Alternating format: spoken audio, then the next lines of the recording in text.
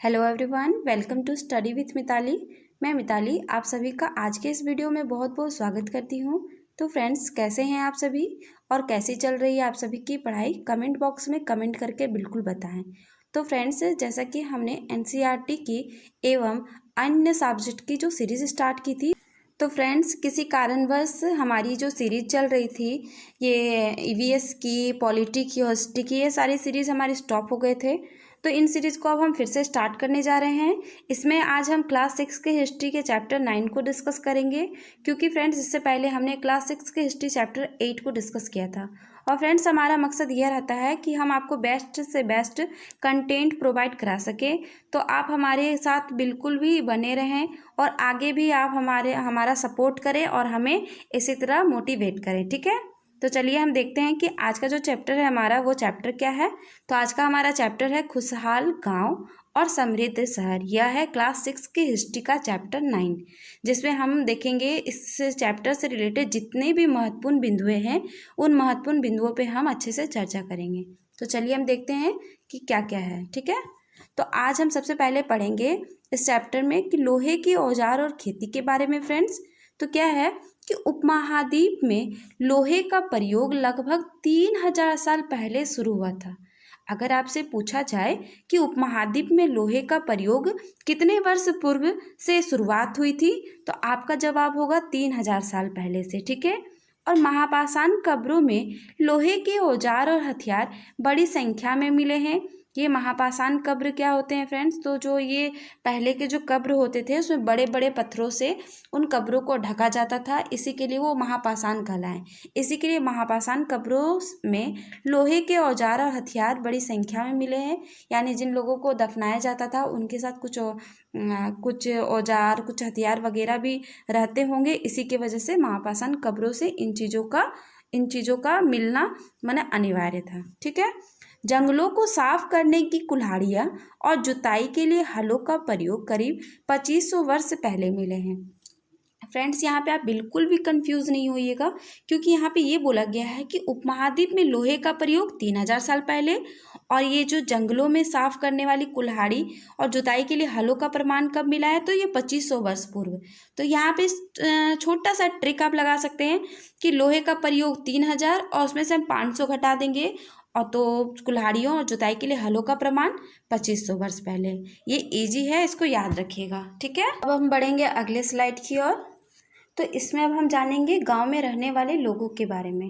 तो इस उपमहाद्वीप के दक्षिणी और उत्तरी हिस्से के अधिकांश गांवों में 3 तरह के लोग रहते थे। पहला कौन थे फ्रेंड्स? तो पहला जो थे वो थे बेल्ला, दूसरा थे उनवार, तीसरा था कडेसिया, ठीक है। इसमें से वेल्ला का क्या काम था? तो वो थे तमिल क्षेत्र के बड़े भूस्वामी थे, उन्हें ही बेल्ला कहा जाता था, ठीक है। उनवार कौन थे? तो ये जो साधारण हलवाई थे फ्रेंड्स, उन्हें ही उनवार कहा जाता था। और कडेसियार किसे कहा जाता था? तो जो भूमिहीन मजदूर और दास थे, यानी गरीब जो लोग थे, उन्हें ही कडेसियार कहा जाता था। और देश के उत्तरी हिस्से में गांव प्रधान व्यक्ति ग्राम भोजक कहलाता था। ये आपसे अगर पूछा जाए कि वेल्ला किसे कहा जाता है, तो तमिल क्षेत्र में बड़े भूस्वामी को वेल्ला कहा जाता है। उनवार किसे कहते हैं? तो साधारण हलवाई को। कडेसियार किसे कहा जाता है? तो भूमिहीन मजदूर और दास को। और जो ग्राम प्रधान हैं, जो उत्तरी हिस्से के लोग हैं हमारे देश के, तो उन लोगों को क्या कहा जाता है? तो ग्राम भोजक कहा जाता है। और ग्राम भोजक की जो पद होती है ना फ्रेंड्स, वो पीढ़ी दर पीढ़ी चलती आती है। इसी के लिए इस पद को आनुवांशिक पद भी कहा जाता है। यानी ये जो ग्राम भोजक हैं, ये लोगों के पद आनुवांशिकता पर आधारित है, मतलब एक ही वंश के लोग ही ग्राम भोजक बन सकते हैं, ठीक है। चलिए अब हम बढ़ते हैं अगले स्लाइड की ओर। तो अब हम जानेंगे ग्राम भोजक के बारे में ही कुछ और महत्वपूर्ण चीज़ें। तो ये जो बड़े भूस्वामी होते थे ना, वही लोग ग्राम भोजक भी होते थे, ठीक है। और वो उनका काम क्या था? तो वो कर वसूलने के साथ साथ न्यायाधीश का भी काम कभी कभी करते थे और कभी कभी पुलिसों का भी काम करते थे।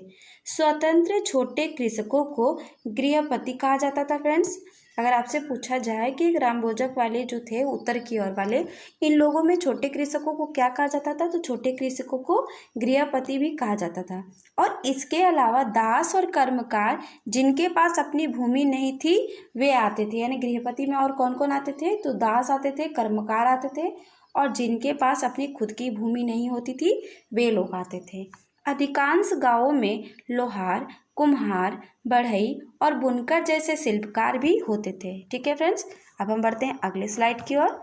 तो प्राचीनतम तमिल रचनाएं कला तमिल की प्राचीनतम रचनाओं का संगम साहित्य है। यानी ये जो प्राचीन तमिल रचनाएं हैं वो क्या है, तो वो है कला, यानी जो कला तमिल की प्राचीनतम संरचनाएं हैं, यानी तमिल में जो पहले पुरानी संरचनाओं को एकत्रित किया करके रखा जाता था उन्हीं रचनाओं का संगम साहित्य है। ठीक है, और इसकी रचना कब हुई थी फ्रेंड, तो इसकी रचना 2300 साल पहले की गई थी।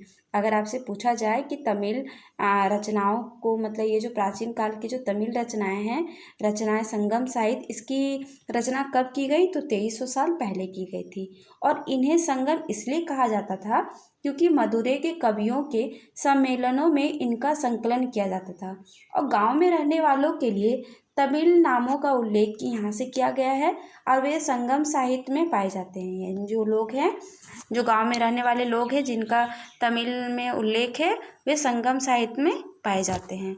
अब हम बढ़ते हैं अगले स्लाइड की ओर। तो अब हम पढ़ेंगे एक महत्वपूर्ण जानकारी को लेंगे। तो हम अब पढ़ेंगे जातक कहानी के बारे में। फ्रेंड्स, ये प्रीवियस ईयर सीटेट के प्रीवियस ईयर क्वेश्चन में ये प्रश्न पूछा जा चुका है और ये बहुत ज़्यादा कंफ्यूजिंग प्रश्न था, तो इसे यहाँ आप बहुत ईजी से समझ सकते हैं। तो जातक कहानियाँ क्या है, तो ये वो कहानियाँ हैं जो आम लोगों में प्रचलित थी। यानी ये जो कहानियाँ थे ये लोगों में प्रचलित थी और इसका संकलन किसके द्वारा किया गया, तो बौद्ध भिक्षुओं के द्वारा किया गया। यानी ये जो कहानी है, जातक वाली जो कहानी थी लोगों में प्रचलित थी और लोगों से सुनकर इनका संकलन बौद्ध भिक्षुओं ने किया था। ठीक है, तो ये था फ्रेंड्स जातक कहानी के बारे में। अब हम बढ़ते हैं आगे। तो अब हम यहाँ पे देखेंगे, यह है मध्य प्रदेश स्थित सांची के स्तूप की मूर्ति कला का नमूना है फ्रेंड्स। और इसमें किस चीज़ का वर्णन किया गया है, तो इसमें शहर के जीवन का एक सदृश्य वर्णन किया गया है। तो आप इसे स्क्रीनशॉट लेके जूम करके देख सकते हैं फ्रेंड्स। इस चैप्टर में आपको बुक में भी ये पिक्चर बहुत ही अच्छे से दिखाई देगी, तो उससे भी आप देख के इसको समझ सकते हैं। चलिए अब हम बढ़ते हैं अगले स्लाइड की ओर। तो अब हम पढ़ेंगे बेरी गाजा के बारे में। तो बेरी गाजा क्या है, तो भरूच का जो यूनानी नाम है जो कि वर्तमान गुजरात में पड़ता है। यानी ये बेरी गाजा क्या है, तो भरूच का यूनानी नाम है और यह अभी वर्तमान गुजरात में है यह स्थान। अब हम पढ़ेंगे आयात के बारे में। तो बेरी गाजा में शराब, तांबा, टीन, सीसा, मूंगा, पुखराज, कपड़े, सोने और चांदी के सिक्कों का आयात होता था। और क्या निर्यात होता था फ्रेंड्स, तो हिमालय की जड़ी बूटियां, हाथी दांत, गोमेद, कार्निनिया वाले जो पत्थर होते थे वो, सूती कपड़ा, रेशम तथा इत्र यहाँ से निर्यात किए जाते थे। आयात क्या होता था, तो शराब, तांबा, टीन, सीसा, मूंगा, पुखराज, कपड़े, सोने और चांदी के सिक्कों का। और निर्यात क्या होता था, तो जड़ी बूटियों, हाथी के दांत, गोमेद, कार्निया, सूती कपड़ा और रेशम तथा इत्र यहाँ से होते थे। ठीक है, अब हम बढ़ते हैं अगले स्लाइड की ओर। तो अब हम पढ़ेंगे आहत सिक्के के बारे में। तो फ्रेंड्स, सबसे पहले मैं ये बता दूं कि आप लोग यहाँ पे सिक्के का पिक देख लें और ये पिक देख लें, उसके बाद फिर इसको हम समझेंगे। तो ये जो पिक यहाँ लगी हुई है सिक्के की है और इसी को आहत सिक्के कहते हैं। अब इसके बारे में हम जानेंगे। तो चांदी या सोने के सिक्कों पर विभिन्न आकृतियों को आहत कर बनाए जाने के कारण ही इन्हें क्या कहा गया, तो इन्हें आहत सिक्के कहा गया। ठीक है, और यह सिक्का कब बना था, तो ये 2000 साल पहले मथुरा में कुषाणों की दूसरी राजधानी बनी थी उस वक्त बना था। यह यातायात और व्यापार के दो मुख्य रास्तों पर निर्भर करता था। यानी ये जो मथुरा था वो कहाँ था, तो यह व्यापार और यातायात के दो मुख्य रास्तों पर स्थित था। पहला रास्ता उत्तर पश्चिम से पूर्व की ओर जाता था जिसे हम तक्षशिला की ओर जाने वाला कहते थे। दूसरा रास्ता उत्तर से दक्षिण की ओर जाने वाला था। शहर के चारों ओर किलेबंदी थी और इसमें अनेक मंदिर थे। यानी मथुरा में बहुत सारे मंदिर थे। ठीक है, शहर के चारों ओर किलेबंदी थी और इसमें अनेक मंदिर थे और आसपास के किसान और पशुपालक शहर में रहने वालों के लिए भोजन जुटाते थे। मथुरा बेहतरीन मूर्तियों का बनाने का बहुत ही महत्वपूर्ण केंद्र था, इसीलिए मथुरा को एक धार्मिक केंद्र भी कहा गया है। ठीक है, अगर आपसे पूछा जाए कि बेहतरीन मूर्तियाँ बनाने का केंद्र कहाँ है, तो आपका जवाब होगा मथुरा। और अगर आपसे पूछा जाए कि यह कौन सा केंद्र है, तो यह धार्मिक केंद्र है। ठीक है, अब हम जानेंगे बौद्ध विहार के बारे में। तो यहाँ बौद्ध विहार और जैन विहार के बारे में भी हमने चर्चा किया है। तो ये कृष्ण भक्ति का एक ही महत्वपूर्ण केंद्र रहा है। यानी मथुरा जो है फ्रेंड्स, यहाँ पे बौद्ध और जैन विहार की भी मंदिर है और ये कृष्ण भक्ति का बहुत ही महत्वपूर्ण केंद्र रहा है। मथुरा में प्रस्तर खंडों तथा मूर्तियों पे अनेक अभिलेख मिले हैं जो संक्षिप्त तथा स्त्रियों तथा पुरुषों द्वारा मठों या मंदिरों को दान में दिए जाने का उल्लेख करते हैं। मथुरा के अभिलेखों में सुनारों, लोहारों, बुनकरों, टोकरी बुनने वालों, माला बनाने वालों और इत्र बनाने वालों का भी उल्लेख मिलता है। ठीक है फ्रेंड्स, अब हम पढ़ेंगे शिल्प और शिल्पकार के बारे में। तो पूरा स्थलों में मिट्टी के बहुत ही पतले, सुंदर और काले चमकीले पात्र मिले हैं। तो इन पात्रों का क्या है, मतलब ये महत्वपूर्ण क्या है फ्रेंड्स, तो ये बहुत पुराने हैं और ये बहुत ही सुंदर, पतले और काले चमकीले पात्र से बने हुए हैं। उत्तर में वाराणसी और दक्षिण में मदुरै कपड़ों के उत्पादन के बहुत ही महत्वपूर्ण केंद्र थे। यहाँ स्त्री पुरुष दोनों ही काम करते थे। शिल्पकार तथा व्यापारी अपने अपने संघ बनाने लगे थे जिन्हें श्रेणी कहते थे। अगर आपसे पूछा जाए कि श्रेणी किसे कहते हैं, और ये प्रीवियस ईयर प्रश्न में आ चुका है सीटेट के फ्रेंड्स, तो श्रेणी उन्हें कहते हैं जो शिल्पकार और व्यापारी अपने अपने संघ बनाते हैं, उन्हें कहते हैं। शिल्पकारों की श्रेणियों का काम प्रशिक्षण देना है, कच्चा माल उपलब्ध कराना है तथा तैयार माल का वितरण करना, यानी कच्चा माल का आयात करना है और तैयार माल का निर्यात करना है। व्यापारियों की श्रेणियों व्यापार का संचालन करती थी तथा बैंकों के रूप में काम करती थी जहां लोग पैसा जमा करते थे। ठीक है, अब हम बढ़ते हैं अगले स्लाइड की ओर। तो अब हम पढ़ेंगे फ्रेंड्स उत्तरी काले चमके पात्र के बारे में। यह एक कठोर चाक निर्मित धातु की तरह दिखने वाला चमकदार काली सतह वाला पात्र है। इसे बनाने के लिए कुम्हार मिट्टी के बर्तनों को भट्ठों पर उच्च तापमान तथा पर रखता था और जिसके परिणाम स्वरूप इन बर्तनों की बाहरी सतह काली हो जाती थी।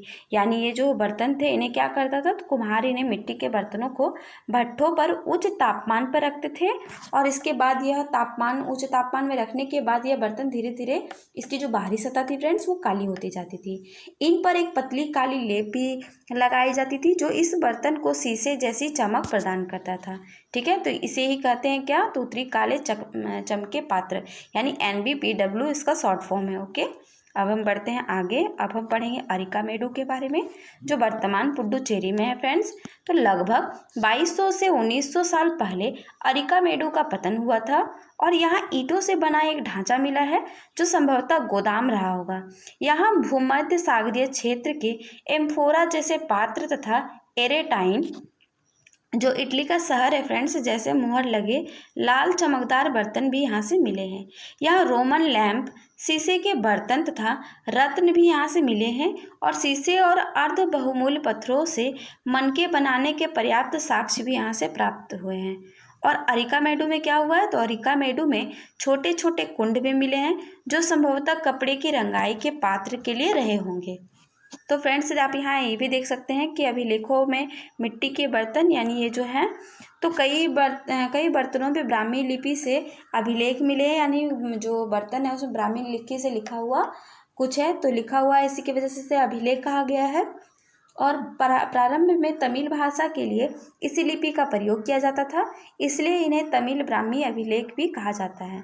ठीक है फ्रेंड्स, अब हम बढ़ते हैं अगले स्लाइड की ओर। तो अब हम आज के अंतिम स्लाइड्स में कुछ महत्वपूर्ण चीज़ें पढ़ेंगे। तो अब हम रोम के बारे में जानेंगे। तो यह यूरोप, उत्तरी अफ्रीका तथा पश्चिमी एशिया का फैला साम्राज्य था। महत्वपूर्ण शासकों में से एक ऑगस्टस ने करीब 2000 साल पहले शासन किया था। ऑगस्टस ने रोम को संगमरमर का बनाया और बड़े बड़े रंगमंडल यानी एम्पी थिएटर तथा स्नानागार बनवाए थे। ठीक है फ्रेंड्स, और कुछ महत्वपूर्ण तिथियों को भी हम जान लेंगे। तो उपमहाद्वीप में लोहे का प्रयोग कब हुआ था, तो करीब 3000 साल पहले। लोहे के प्रयोग में बढ़ोतरी नगर आहत सिक्के कब हुआ, तो 2500 साल पहले। संगम साहित्य की रचना की शुरुआत तो 2300 साल पहले। अरिकामेडु का पतन तो 2200 से 1900 साल पहले। तो फ्रेंड्स अब आप बताइए कि आपको आज की क्लास कैसी लगी और आपको आज की क्लास अच्छी लगी हो तो क्लास को लाइक करें, अपने दोस्तों के साथ ज़्यादा से ज़्यादा शेयर करें। और फ्रेंड्स, अगर आप नए लर्नर्स हैं तो हमारे चैनल को सब्सक्राइब करें, बेल आइकन को प्रेस करें। इससे आपको आगे आने वाली हर वीडियो की नोटिफिकेशन टाइम पर मिल जाएगी और आप समय के साथ क्लास से जुड़ सकेंगे। और फ्रेंड्स, अगर आप अभी तक हमारे सोशल मीडिया हैंडल से नहीं जुड़े हैं तो आप हमें टेलीग्राम पे फॉलो कर सकते हैं स्टडी विथ मिताली के नाम से, इंस्टाग्राम पे भी फॉलो कर सकते हैं स्टडी विथ मिताली के नाम से। तो फ्रेंड्स, आपका हमारे साथ बने रहने के लिए बहुत बहुत धन्यवाद। Thank you so much friends, thank you for watching.